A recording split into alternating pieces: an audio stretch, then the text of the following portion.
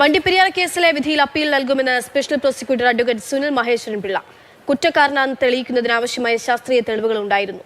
തെളിവുകൾ നശിപ്പിക്കാൻ പ്രതിക്ക് അവസരം ലഭിച്ചു. തെളിവുകൾ പ്രോസിക്യൂഷന് ആത്മവിശ്വാസമുണ്ടായിരുന്നു. DNA പരിശോധനയ്ക്ക് ആവശ്യമായ സാമ്പിൾ ഉണ്ടായിരുന്നില്ല. വിചാരണ വേളയിൽ ജഡ്ജി മാറിയത് കേസിൽ തിരിച്ചടിയായി. പോലീസ് അന്വേഷണത്തിൽ വീഴ്ചയുണ്ടായില്ലെന്നും സുനിൽ മഹേശ്വരൻ പിള്ള. സംബന്ധിച്ചിടത്തോളം പ്രോസിക്യൂഷന് ലഭ്യമായ എല്ലാ തെളിവുകളും സാഹചര്യങ്ങളും ശാസ്ത്രീയ തെളിവുകൾ ഉൾപ്പെടെയുള്ളവ ഹാജരാക്കിയിരുന്നു. പോലീസ് അന്വേഷണത്തിൽ അങ്ങനെ പോരായ്മ എന്ന് പറയാൻ ഇല്ല. പിന്നെ ഏത് അന്വേഷണത്തിലും ആദ്യ ദിവസങ്ങളിൽ കുറച്ച് പോരായ്മകൾ അവരെ അറിയാതെ തന്നെ വരാൻ ഇടയുണ്ട്. അതുപോലൊക്കെ ഈ കേസിലും വന്നിട്ടുണ്ടാകാം.